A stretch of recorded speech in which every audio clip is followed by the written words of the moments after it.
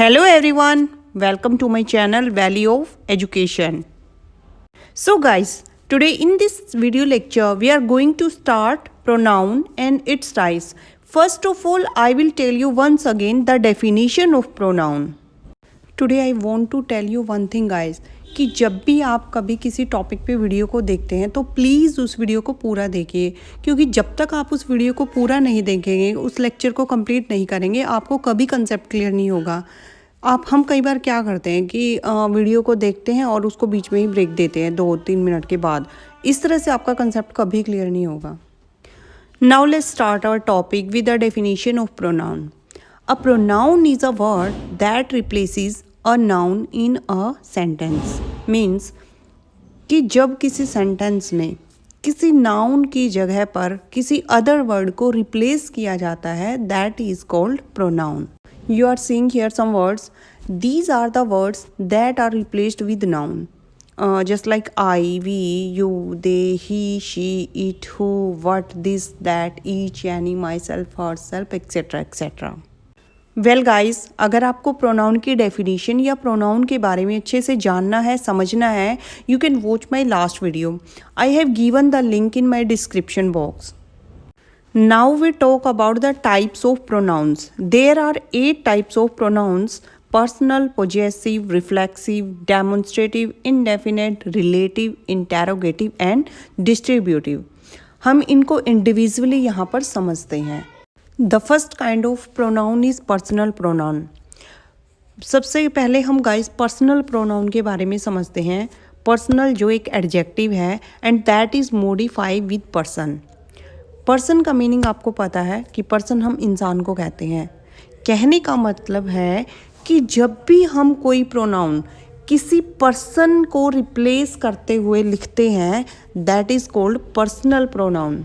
जैसा कि यहाँ डेफिनेशन में भी दिया गया है, personal pronouns are used as a substitute for a persons names. Means किसी पर्सन के नाम की जगह पर जब हम किसी वर्ड का यूज़ करते हैं, that is called pronoun. There are 2 kinds of personal pronoun. One subjective pronouns and objective pronouns.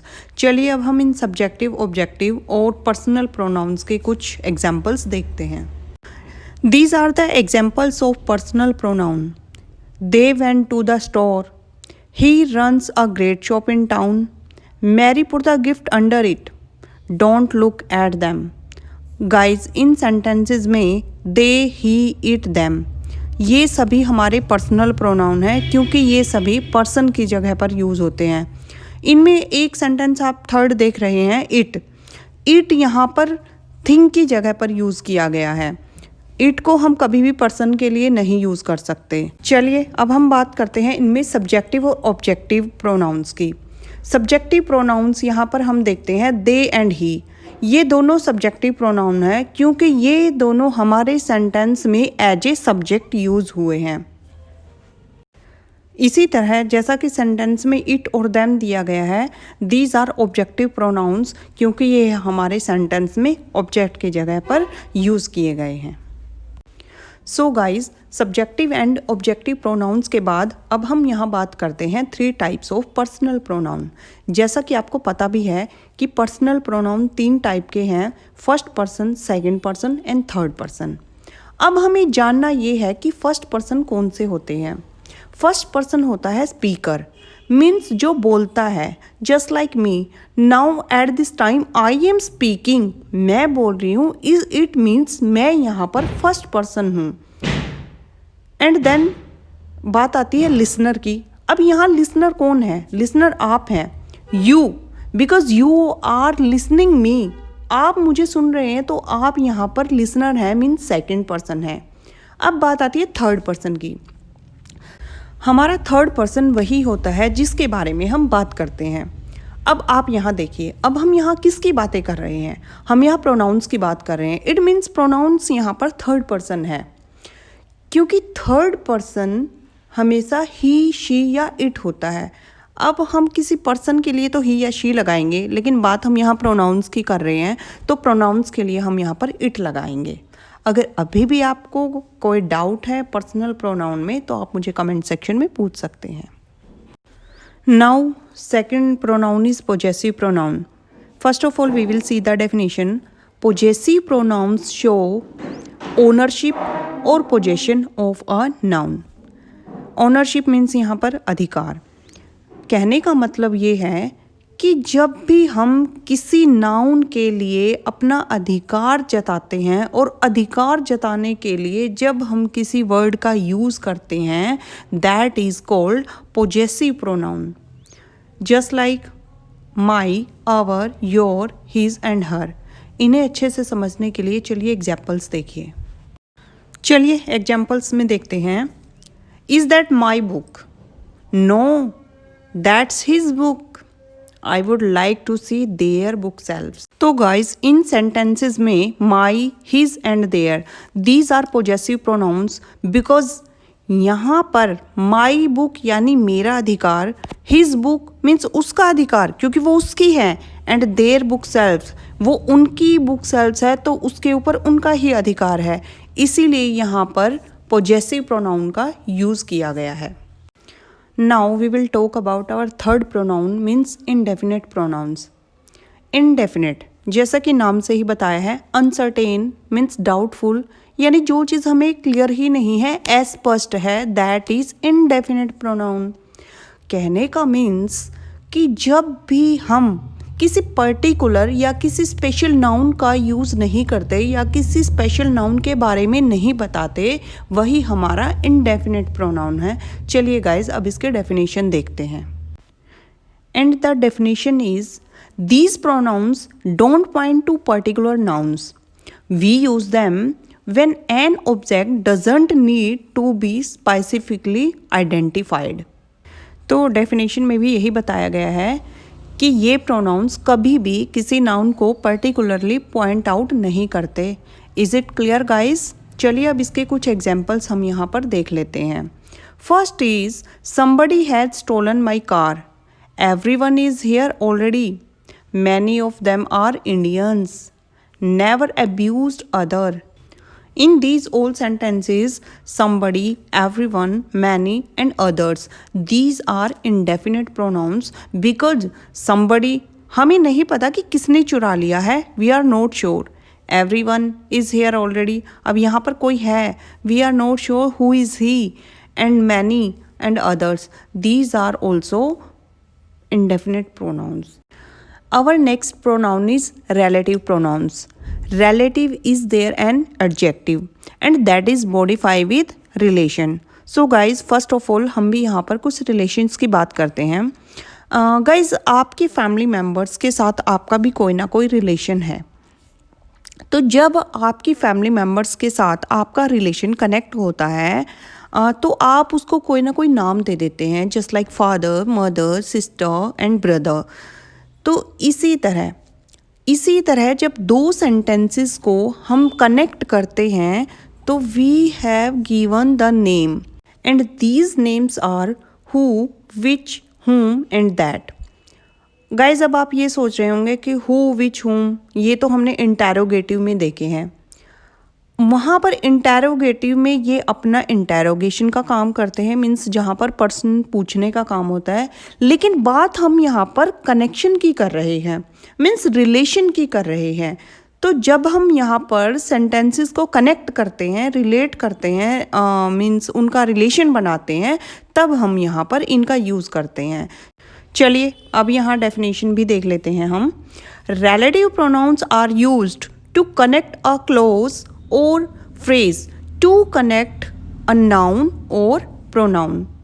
वही बात है कि जब भी हम किसी क्लॉज या किसी फ्रेज को किसी नाउन एंड या प्रोनाउन से हम कनेक्ट करते हैं, then we will use relative pronouns. Is it clear guys? Now we will see some examples to understand these. I met Ram who returned my book. Where is the pen which you bought yesterday? I have read the book that you gave me. Guys, in sentences में who, which and that, these are pronouns. Because ये pronouns हमें Ram, pen और book के साथ अपना relation दिखा रहे हैं. कैसे? I met Ram who returned my book. मैं राम से मिला जिसने, who, जिसने मेरी बुक मुझे रिटर्न की थी। इसी तरह second example, where is the pen which you bought yesterday. वो पेन कहाँ है, जो पेन, विच मीन्स जो पेन यू बोट येस्टरडे कि तुमने कल खरीदा था। गाइज आपको यहाँ पे समझ में आ रहा है कि किस तरह हु, विच और दैट एक सेंटेंस को दूसरे सेंटेंस से कनेक्ट कर रहे हैं। अब हम यहाँ देखते हैं कि दो सेंटेंसेस को कैसे कनेक्ट किया गया है। हमारा फर्स्ट सेंटेंस है I met Ram and second sentence he returned my book. इन दोनों सेंटेंसेस को हु के साथ कनेक्ट करके बनाया I met Ram who returned my book. Understand guys? चलिए गाइज अब हम बढ़ते हैं our fifth pronoun means demonstrative pronouns की तरफ। These pronouns are very easy because these are identified with this, that, these, those. और इन वर्ड्स को आप हमेशा रेगुलरली यूज़ भी करते हैं। आपने कई बार देखा भी होगा कि कुछ सेंटेंसेस में demonstrative pronouns means this, that, these, those, ये सभी वर्ड्स वहाँ पर ऑलरेडी दिए गए हैं और यही बात आपको यहाँ पे डेफिनेशन में भी बताई गई है। These pronouns has already been mentioned. और ये हमारे सिंगुलर भी हो सकते हैं और हमारे प्लूरल भी हो सकते हैं। जब हम सिंगुलर का यूज़ करते हैं मीन्स दैट और दिस का यूज़ करते हैं, और जब हम इनको एज ए प्लूरल यूज़ करते हैं तो हम यहाँ पर दोज एंड दीज का यूज़ करते हैं। चलिए एग्जाम्पल्स देखते हैं। The examples are this is my book, that is your school, these are our clothes, those are your bags. Guys इन सेंटेंसेस में दिस एंड दैट का यूज़ हम हमारे पास की चीज़ों के लिए करते हैं और प्लस हम इनका यूज़ सिंगुलर थिंग्स के लिए करते हैं। सेकेंडली दीज एंड दोज, इन प्रोनाउंस का यूज़ हम दूर की चीज़ों के लिए करते हैं और प्लस इनका यूज़ हम प्लूरल सेंटेंसेस में करते हैं। अब हमारा अगला काइंड ऑफ प्रोनाउन है interrogative pronoun. Interrogative is also modified with interrogate, और इंटेरोगेट का मीन्स है यहाँ पर इंक्वायरी करना। जब भी क्वेश्चन पूछने की बात आती है या इंक्वायरी की बात आती है तभी हम इस प्रोनाउन का यूज़ करते हैं, जैसा कि यहाँ डेफिनेशन में भी दिया गया है, टू आस्क क्वेश्चंस। इसके आइडेंटिफिकेशन के लिए जो वर्ड्स दिए हैं दीज आर हु, हुम, विच, व्हाट। अब आप सोच रहे हैं कि यही आपने रिलेटिव प्रोनाउंस में भी किया था। रिलेटिव प्रोनाउंस में जब हमने इनका यूज़ किया था तो वो कनेक्शन के लिए किया था और वो हमने सेंटेंसेस के बीच में किया था, लेकिन यहाँ पर हम इन्हीं वर्ड्स का यूज़ क्वेश्चन पूछने के लिए कर रहे हैं और प्लस हम इनको हमारे सेंटेंस के स्टार्टिंग में रखते हैं। यही सबसे बड़ा डिफरेंस है हमारे रिलेटिव्स और इंटेरोगेटिव प्रोनाउंस में। चलिए गाइज अब यहाँ हम इंटेरोगेटिव प्रोनाउंस के कुछ एग्जांपल्स देखते हैं। फर्स्ट एग्जांपल है who is going to arrive first. Second, what are you bringing to the party. Third, which of these do you like better and whatever do you mean. Guys इन sentences में who, what, which and whatever ये सभी हमारे interrogative pronounce है। ये सभी हमारे sentence में स्टार्टिंग में रखे हैं और लास्ट में इनमें हमारा इंटेरोगेटिव का साइन भी लगाया हुआ है। यही हमारे इंटेरोगेटिव की सबसे बड़ी आइडेंटिफिकेशन है। चलिए गाइज अब हम बात करते हैं हमारे next pronoun means reflexive pronoun की। रिफ्लेक्सिव प्रोनाउन में हम हमेशा क्या देखते हैं कि जो भी हमारा सब्जेक्ट होता है, just like he, she, it, you या कोई नाम है, तो वो अपना काम खुद करता है। और यही यहाँ डेफिनेशन में भी बताया गया है कि the subject performs it's action upon its self. इसकी सबसे बड़ी आइडेंटिफिकेशन क्या है गाइस कि इन सेंटेंसेस में आपको myself, ourself, herself, yourself या हिम सेल्फ, ये इस तरह के कुछ वर्ड्स मिलते हैं। आइए डेफिनेशन से समझते हैं। अब हम यहाँ रिफ्लेक्सिव प्रोनाउन के कुछ एग्जाम्पल्स देखते हैं। I hurt myself, we hide ourselves, Mamata decided herself, you can go home yourself and you can do it yourself। In sentences में फर्स्ट सेंटेंसेस में जैसे बताया गया है कि आई हर्ट माई सेल्फ, मैंने खुद को ही हर्ट कर लिया है। हम इस सेंटेंस में देख रहे हैं आई यानी सब्जेक्ट अपना काम खुद कर रहा है। इसी तरह इन सभी सेंटेंसेस में हम देखते हैं कि जितने भी सब्जेक्ट हैं वो अपना काम खुद कर रहे हैं, इसीलिए हमारा रिफ्लेक्सिव प्रोनाउन है। Our next and last part is distributive pronoun. Distributive is also modified with distribute. Distribute का मीन्स गाइज आपको पता ही है, डिस्ट्रीब्यूट मीन्स बांटना। सबसे पहले हम यहाँ डिस्ट्रीब्यूशन का मीन समझते हैं। मान लो आपके पास कोई खाने की चीज़ है और आपको वो आपके सामने बैठे एक ग्रुप में हर मेंबर को शेयर करनी है। जब आप डिवाइड करके उस चीज़ को इंडिविजुअली ईच पर्सन में डिवाइड करते हैं, वही हमारा डिस्ट्रीब्यूशन है। एंड यही बात हमें यहाँ डिस्ट्रीब्यूटिव के डेफिनेशन में दिखाई गई है। Means this pronoun considers members of a group separately rather than collectively. इसके आइडेंटिफिकेशन के लिए यहाँ पर कुछ वर्ड्स दिए गए हैं, each, any, either, neither, every. जहाँ पर भी आपको ये वर्ड्स दिखाई देते हैं जिस भी सेंटेंस में, इट मीन्स वही हमारा डिस्ट्रीब्यूटिव प्रोनाउन है। आइए अब हम इसके कुछ एग्जाम्पल्स को देख लेते हैं। Any of these 5 girls may dance. Each of you can do this sum. Neither of the sisters is। इन सभी sentences में any, each, neither, these are distributive pronouns। देखिए कैसे। अब यहाँ पर दिया है any of these 5 girls, यानी 5 गर्ल्स हैं और 5 में से किसी एक को बोला है। Each of you, अब यू वहाँ पर हमें नहीं पता कितने हैं, लेकिन उनमें से किसी एक को बोला है। इसी तरह नीदर ऑफ द सिस्टर्स, अब वहाँ पर सिस्टर हैं लेकिन उनमें से कोई एक। तो गाइस ये था आज का हमारा वीडियो लेक्चर। आपने इस वीडियो लेक्चर में बहुत कुछ सीखा, देखा, आई थिंक एंजॉय भी किया। Now it's your turn. Please like, share and subscribe guys.